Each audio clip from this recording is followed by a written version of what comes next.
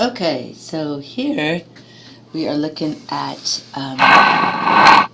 coming back to the idea of crossing. How to cross the membrane. Extremely important. So in this cartoon, again, here's a close-up cartoon of the chemical structure. Here we've zoomed out and we see the actual cells, so the membrane here and here.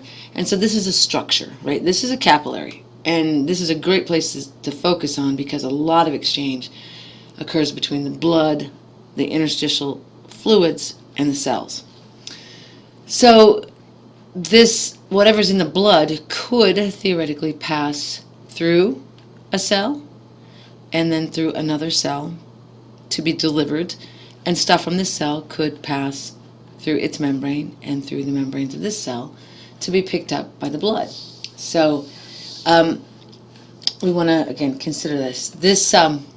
If you do not need energy to move, and oxygen and carbon dioxide, thank goodness, don't, right? If you don't need energy to move, we call the movement passive, right? So we're going to talk about passive movements and active movements. If we don't require energy, what is really good? Well, it's shown up here. It's a concentration gradient. So as long as there are more molecules on one side of the membrane versus the other, the molecules will move, like it's showing you through time here, right? And they move, yes, from higher to lower. And if there's no energy and we're moving from an area where there's a lot of molecules to one that there are none or few, we call that diffusion. Many, many things can diffuse, and this word is used quite often.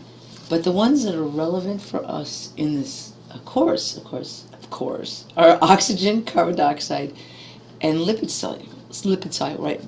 Chemically based on fats. All right. I tell you, however, we do transport a lot of lipid insoluble stuff that doesn't dissolve in fats and therefore is going to be more hydrophilic and polar. So I say except large polar molecules or ionic molecules, right? So how can we do that, all right? So how do we get this across? Well, this is still passive, so it doesn't require any energy. There's still a concentration gradient, but in order to get something that's not going to interact well with these fatty acids across, we have to have a channel or a carrier, right? And because of this qualification, right, we call this form of transport facilitated diffusion, right? And here the cartoon is trying to show you this again. There's a variety of different molecules, and this channel is unique for this molecule, not that one. And this molecule would not just move on its own. It has to come through the channel, right? And then they're showing you a couple of other examples of just the way the movement would occur over time. All right, so what molecules use this? Well, like we said, if you are polar, right, and this includes a lot of the carbohydrates and a lot of the amino acids, not all of them. There are non-polar amino acids, but, and certainly, peptides and proteins would tend to have some polarity and wouldn't pass, all right? You'll go on to see things like hormones later on, non-steroidal hormones, they can't pass on their own. They have to have a carrier, or a receptor actually, and because they just can't enter the cell, all right? The ionic molecules, well, anything with a charge can't pass through. So sodiums, potassiums, calciums, right, chlorides, and so forth. And I say here, just to be clear, since it uses carriers, the rate of diffusion, in other words, how fast it can occur, is limited by the number of carriers. And don't forget, time is essential. It matters. So here we consider another form of passive transport. And this form, we're really focusing on just the movement of water. And that's because I said all your solutions have that in common. So the solutions inside the cell and outside the cell are different, and they're different from lymph, and they're different from blood, and they're different from cerebral spinal fluid. But the thing they have in common, again, is that water is a solvent. Water is definitely not lipid soluble. It is small. So most of the membranes, cell membranes of the body, have permanent transporters that allow water to move. So we generally say that the cell membrane is permeable to water. It allows it to move, right? The movement of the water is called osmosis, so it gets its own name.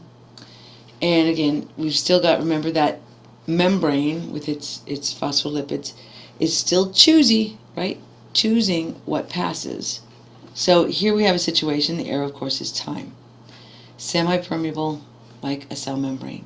On this side there's fewer molecules than on this side, an equal amount of fluid. And so over time, what happens is that the fluid alone, right, because there's 7 here and there's 7 here, the fluid moves. Well, why is that? Well, it turns out that the higher the concentration is, the more osmotic pressure. And the easy way to think about that is that that's an attractive force. So the more solutes, right, on one side, inside, outside the cell of the membrane, the more attraction they have for water, and water moves towards those solutes. All right? Technically, we're still from an area of higher concentration to lower concentration, because here we're talking about the water. Again, don't be fooled by the actual molecules. Requiring a transporter? No, it doesn't. There is a place in the body in the kidney, which we'll talk about in A and B too. But for the most part, I said, you really have built-in channels and carriers, so it's not. It's every cell is going to let it pass. All right. I say to determine how the water is going to move, you always look at the concentration of the solutes. So, which side has more solutes? Because if it has more solutes, it actually has less water technically. But again, if you don't understand that, just remember that the more solutes there are, the more attraction they have for water. These guys, fewer solutes, they don't keep a hold on the water. All right? Water moves towards a higher concentration of solutes. We call this osmotic pressure. So what does it mean? How does this, so what, right? Well, here's a situation to apply it with red blood cells. Okay, because I said, oftentimes blood is how things get into the body and they're transported through the body. And then, of course, they can be exchanged across the cell membranes of those cells in the capillaries and the cells of the body. So here we've got 3 situations, and we often don't need more than that in physiology. We have a high concentration, hypertonic, of solutes. We have an equal, again, high on one side of the membrane versus the other. So the cell, here's with its membranes around it, right? Its membrane around it, excuse me, is a bag of solutions. And it's being placed in a solution. So the cell solution is constant, but now the solution around it has more solutes. And we said water always moves towards the solutes, so water leaves the cell and they shrink.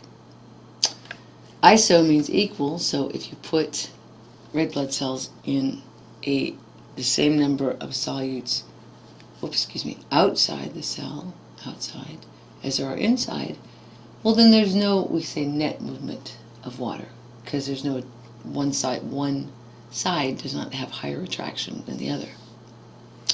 If we put these cells with their solutes inside into a solution that has less solutes, and therefore it's called hypotonic, we see, again, water moves toward the solutes. We said there's less outside the cell, so they start moving in. And the cells can rupture. All right, so this is a either situation, low and high, it's going to be a problem. So again, up here I just say, look, everything is in solution in the body, right? It has so many solutes and so much water. The solutions inside and outside, right, while they have different things in them, the number of solutes overall is the same. So we call this isotonic. All right? More solute in a solution, right? Here it's the situation here. It increases the osmotic pressure, and again, water is moving towards the solutes.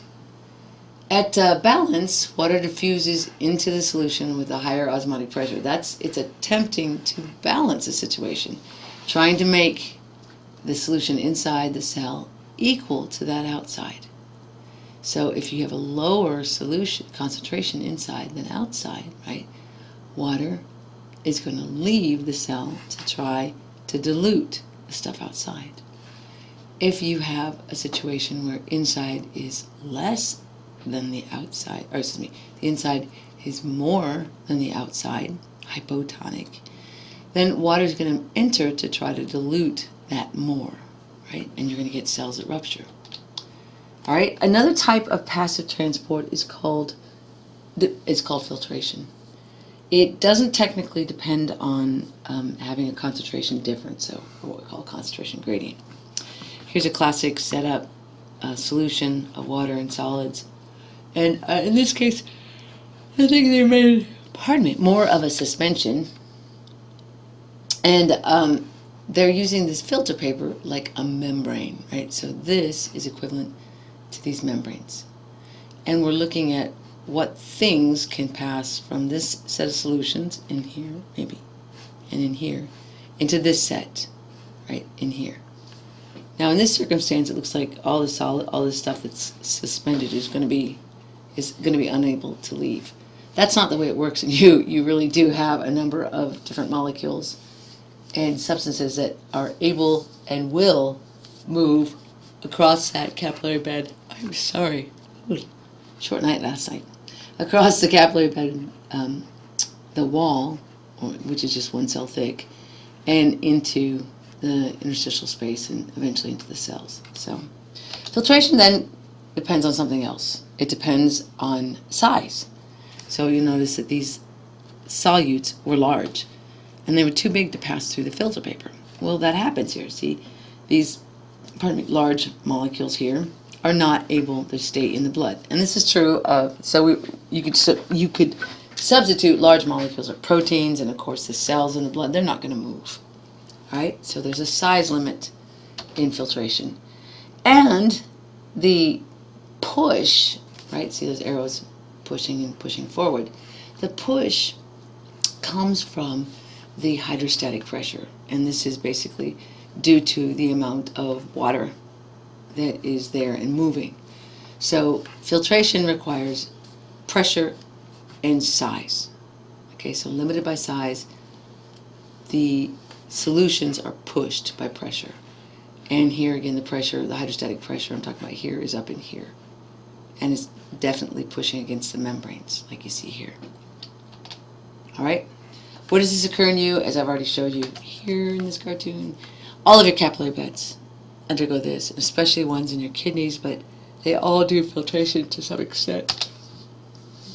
Okay, now that's all the passive, right? The osmosis, the filtration, facilitated diffusion and diffusion. So now we look at active transport. So I think I will go get a cup of coffee, right? And then we'll come back and pick up on the active transport. Maybe that'll help wake me up, right? And I'll be a little more entertaining. So I hope you enjoyed this. If you have any questions, please ask.